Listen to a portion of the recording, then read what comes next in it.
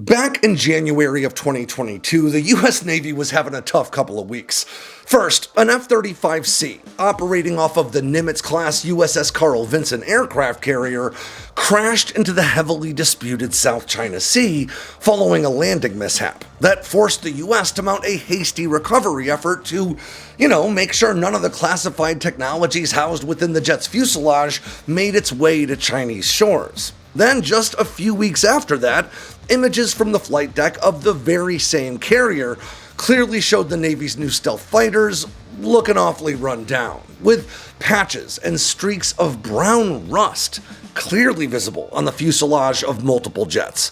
Before long, the crash investigation concluded that lost fighter was mostly due to pilot error, as a somewhat inexperienced pilot attempted a difficult but not uncommon landing maneuver that they had never tried before, effectively performing a brisk 180-degree turn right behind the carrier to rapidly scrub speed for landing. But the F-35's two landing assist systems weren't activated, and the pilot thought that they were, resulting in the jet's nose landing gear striking the flight deck and sending the $100 million fighter skidding across the carrier before falling into the sea.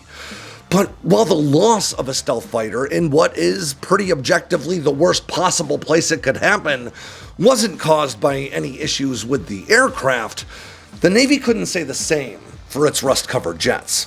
Pro-Russian news outlets aimed at Western audiences, like Military Watch magazine and BulgarianMilitary.com, quickly jumped on this story, followed by lots of mainstream Western news outlets as well, as did political pundits on social media sites, saying the visible corrosion on these fighters dramatically undermined their stealth capabilities, and even calling into question whether the US even could maintain its F-35s while forward deployed. Heck, Laura Loomer even said the rust made the F-35s woke for some reason. But was any of this actually true, or was it just another case of people making hasty assumptions, and then the internet hyperbole machine doing, well, what it does best? It's been a while since we've heard really anything about these rusty F-35s, so has the problem been solved? Let's see if we can't figure this out. I'm Alex Hollings, and this is Air Power.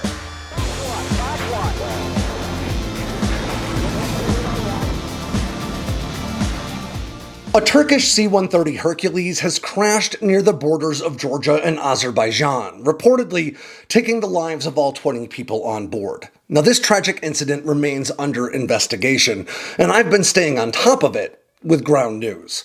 Ground News is an aggregator that collects articles published by news outlets all over the world and places them all into a single easy-to-read feed that not just helps me stay on top of things, but also helps me see right through most common forms of modern media bias. Right here on Ground News, I can see that 221 outlets have already covered this story, including at least 43 left-leaning ones and 28 right-leaning ones. And now some left-leaning outlets chose to identify this Turkish military C-130 as a NATO aircraft in their headlines, accompanied by terms like large explosion and descriptors like horrific, which seems a bit misleading due to tensions between Russia and NATO around Ukraine. On the whole, right-leaning outlets took a much more just-the-facts approach, with headlines instead that read like, a Turkish military aircraft crashed on the border between Azerbaijan and Georgia. Ground News also provides you with other vital information about each outlet along with their headlines, like their political bias, factuality rating, corporate ownership, or government affiliations. And I love the Ground News For You tab that compiles stories that are sure to interest me because they're based on topics that I've chosen to stay on top of. Ground News is a big part of my research and my day-to-day news consumption, and it can be for you too. Just go to ground.news/sandboxx with 2 X's or, follow that link in the description below to get 40% off the same Vantage plan that I use every day. Again, that's ground.news/sandboxx with 2 X's to get 40% off their Vantage plan that'll help you stay on top of things. To give you the bottom line up front, the rusty F-35 story was a nothing burger right from the start, which is why after the story got tons of attention at first, it just sort of went away.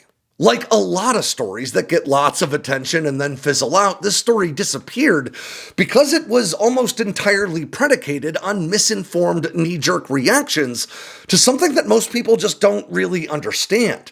And the minute journalists got past their rage bait headlines about rusty jets and started doing basic research, well, most of them realized that there wasn't actually much of a story here at all. But to understand why, we've got to take a step back and look at how the F-35 and its radar-absorbent skin differ from previous stealth aircraft. Well, several nations now have stealth 5th or 6th generation fighters in development. There are still only 3 countries to have single-handedly designed and produced their own operational low observable aircraft to, varying degrees of success. The United States obviously led the way into the modern stealth era, first fielding the F-117 in 1983, followed by the B-2 in 1997, the F-22 in 2005, and then leading the development of the F-35 that first entered service in 2015. China followed suit with their J-20 in 2017, and now the J-35 has allegedly entered limited service earlier this year. And then, of course, we have Russia taking up the rear with their Su-57 in 2020. And this all might lead you to ask the question, how did America manage to maintain a monopoly on stealth for more than 3 decades? And how is the US still pumping out more stealth jets per year than any of its competitors? And the answers to these questions probably aren't what you think. If you've watched this channel for a while, then you're probably already familiar with my take on stealth. Well, many tend to think of it as a single technology that can be applied to an aircraft or other things. The truth is way more complicated than that. The stealth found on today's battlefields actually comes from a combination of design elements, production methodologies, material sciences, avionics, mission planning, and even tactics, all coalescing in very specific ways to delay detection and targeting. In today's supercomputing world, designing a stealth fighter is sort of the easy part, especially if you use existing aircraft like the F-22 or the F-35 as a starting point for your own design, as several nations have. Lockheed's Skunk Works unlocked the mathematical doors to designing low observable aircraft nearly 40 years ago now, when engineer Dennis Overholser joined forces with mathematician Bill Schroeder to combine elements of Soviet physicist and mathematician Pyotr Ufimtsev's work with the efforts of a 19th century Scottish physicist named James Clerk Maxwell, and then the radar reflectivity studies of a German engineer named Arnold Johannes Sommerfeld, all to devise a way to calculate a design's radar cross-section without having to actually build it and stick it in front of a radar array. While stealth as a concept had already existed for decades by then, this process, combined with the advanced calculating capabilities of modern computers, finally made developing a usable stealth aircraft financially feasible. Of course, in the late 1970s, computers were pretty limited as compared to today, and that resulted in the sharp, angular features of the Nighthawk as we know it. As computers became more powerful, it became feasible to design and calculate the radar returns of sleeker designs, allowing for the flying wing B-2 Spirit and, of course, the stealth fighters of today. And today, powerful computers have become so ubiquitous that most developed nations really do have the technical means to design their own stealth aircraft. And as I've said on this channel lots of times before, engineering brilliance has never been limited by geographical boundaries. So what gives? Why isn't every nation pumping out their own stealth fighters, and why have countries like Russia, with a very respectable history of aviation engineering, struggled to make theirs any good? The answer, as always, is complicated. But in broad strokes, it's got less to do with how hard it is to design a stealth jet, and much more to do with how hard and expensive it is to actually build them. And if you're asking yourself, well, what does any of this have to do with rusty F-35s? I promise you I'm getting there. When mating two pieces of an aircraft fuselage together, production tolerances have always been tight for the sake of things like structural integrity and, of course, aerodynamics. Tolerances in fourth generation or non-stealth fighters have long been measured in hundredths or sometimes even thousandths of an inch, which speaks to just how technically difficult it is to build any competent fighter. But effectively building a stealth fighter takes those challenges to a whole new level. The rear fuselage of the F-35, which is produced by BAE Systems, are built and assembled with microscopic acceptable tolerances of just 7/10,000ths of an inch. Producing and assembling components with such exacting measurements is really, really difficult, but mass producing and assembling components with tolerances that tight is nothing short of a modern engineering marvel. That's the difference between workers huddled around a single aircraft on the Su-57 production line versus the expansive manufacturing facilities for the F-35. Pumping out these parts requires multi-axis CNC machines capable of producing complex geometries, incredibly precise measuring systems, automated inspection equipment, temperature-controlled and humidity-regulated manufacturing floors, advanced tooling, and a lot more.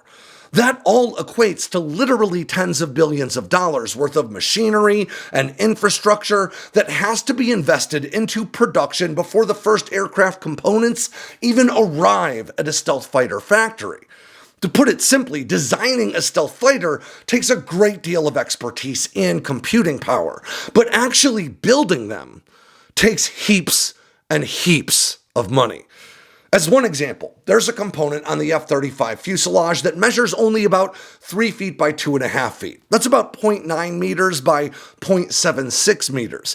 And techs refer to it as the DB9 because it costs about the same to produce using a 5-axis milling machine as it would to buy an Aston Martin DB9.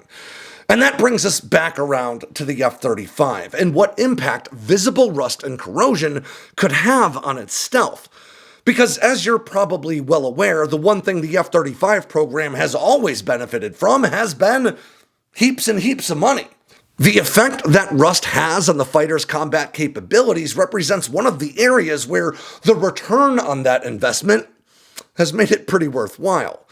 First and foremost, the F-35 is produced with such exceedingly tight production tolerances, listed as less than half the width of a human hair, or about 50 microns, that adjacent parts of the fuselage are married to one another without the need for any gap-filling epoxy, as was common in previous stealth aircraft like the F-22 and F-117. And unlike those same previous stealth aircraft, those fuselage components for the F-35 aren't assembled and then coated in radar-absorbent material, or RAM, but instead have the base layers of its RAM coating literally baked into the composite material of those components themselves. Now, humans can painstakingly assemble aircraft with these tight tolerances, but not at the scale required for F-35 production. Again, there are more than 1,100 F-35s already out there. So Lockheed Martin uses the Electronic Mate and Alignment System, or EMAS, to marry segments of the aircraft with extreme and repeatable accuracy. Likewise, more than 20,000 fastener holes have to be measured and treated on each jet. And when it comes time to apply the top layers of that RAM paint coating to the aircraft, robots do most of the heavy lifting once again. In fact, Lockheed Martin developed the Robotic Aircraft Finishing System, or RAFS, to apply RAM to the F-35 as evenly as possible. While hand-spraying the RAM coating on the aircraft resulted in only about 9% of components meeting tolerance requirements on their first pass, the RAFS system achieved 75% on its very first effort, reaching 100% acceptance rates on its second. It was actually part of this coating, not the aircraft itself, that produced the rust visible in those 2022 images. The majority of the F-35 is actually made out of aluminum, titanium, and carbon composites that aren't susceptible to rust in that way, but one of the known ingredients in the F-35's highly secretive RAM coating is iron ferrite. In other words, that rust is literally less than skin deep, or should I say, paint deep, and poses no risk to the aircraft itself. But that does leave us with one question. How effective is that RAM coating once it starts looking like an old Camaro parked in the grass of your local trailer park? After all, according to former Skunk Works director Ben Rich, roughly 65% of an aircraft's stealth comes from its design or shape, but the other 35% comes from that all-important radar-absorbent coating. In fact, American RAM has been known to absorb upwards of 80% of inbound radar waves. Well, as it turns out, even with rust visible on the aircraft, that RAM is still pretty darn effective. And that's got everything to do with the makeup of the RAM and, you guessed it, the F-35's exceedingly tight production tolerances, even when compared to other stealth aircraft. And the Navy knew this long before they first deployed these fighters on its flat tops. Prior to the jet entering service, Lockheed Martin built what they called a highly detailed, full-scale signature measurement aircraft, or SIGMA, with all the same RAM coatings found on the production F-35. Then they collected precise RCS, or radar cross-section measurements, using the SIGMA aircraft to establish a baseline before putting that stand-in jet through fighter jet hell.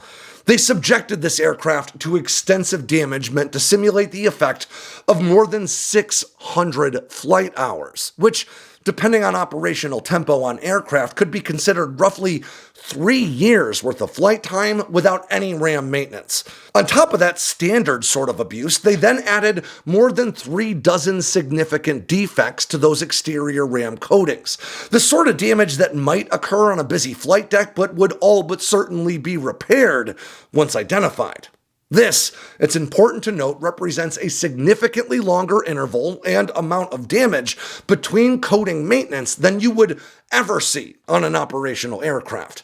But when the team of Lockheed and Northrop engineers took that SIGMA aircraft and stuck it back in front of the same radar array to compare the returns from before the damage, they found that their beaten down F-35 still had practically the exact same radar cross-section.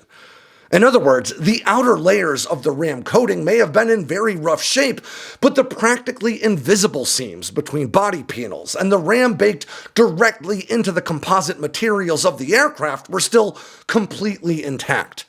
And the very same can be said for those F-35Cs, photographed in 2022 with rust showing on that top layer of the RAM coatings. It might not look great, but in terms of aircraft performance and stealth, that visible rust had no appreciable impact on, well, anything.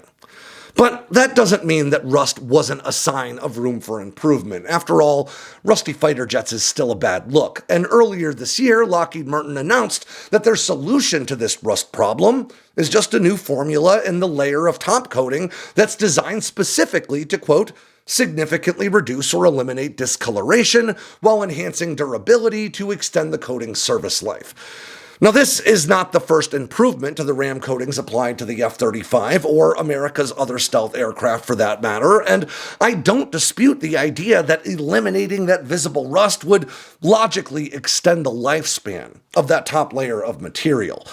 But when it comes to such a high-profile and expensive program, we shouldn't ever outright dismiss the importance of perception and Lockheed Martin's willingness to invest in eliminating that rust, even if its impact on performance is minimal at most. As Lockheed themselves put it regarding the rust visible on some aircraft, and I quote, "While it might look severe, these marks do not indicate a loss of coating integrity nor stealth performance. The discoloration is limited to the coating and does not affect the structure of the aircraft." But the public doesn't want to see rusty fighter jets, and public opinion directly informs the positions and ultimately the policies of elected officials. So, starting this year, F-35s rolling off the production line are all receiving a new top layer of their RAM coating that should prevent, or at least dramatically curtail, any visible rust on the fighter's RAM skin for the foreseeable future. And the 1,100 or so F-35s that are already out there in service will just receive this new top coat as they cycle through their regularly scheduled maintenance. And all this, to some extent, really goes to show the power that modern media has over even high-level defense initiatives, even when the media is off the mark.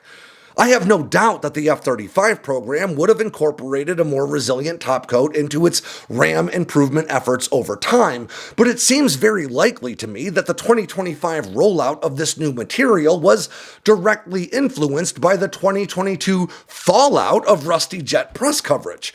But whether you think solving the problem of rusty-looking F-35s should have been a top priority for pride, if nothing else, or a bottom priority because it had no battlefield effect, it won't have to be either for very much longer. And we should probably all learn a lesson about hyperbolic headlines that are designed to get us upset rather than to inform us. And with that, ends yet another edition of Air Power from Sandboxx News. I'm Alex Hollings. Make sure to swing by sandboxnews.com today and every day for all the latest in news, entertainment, and now merch from all around the force.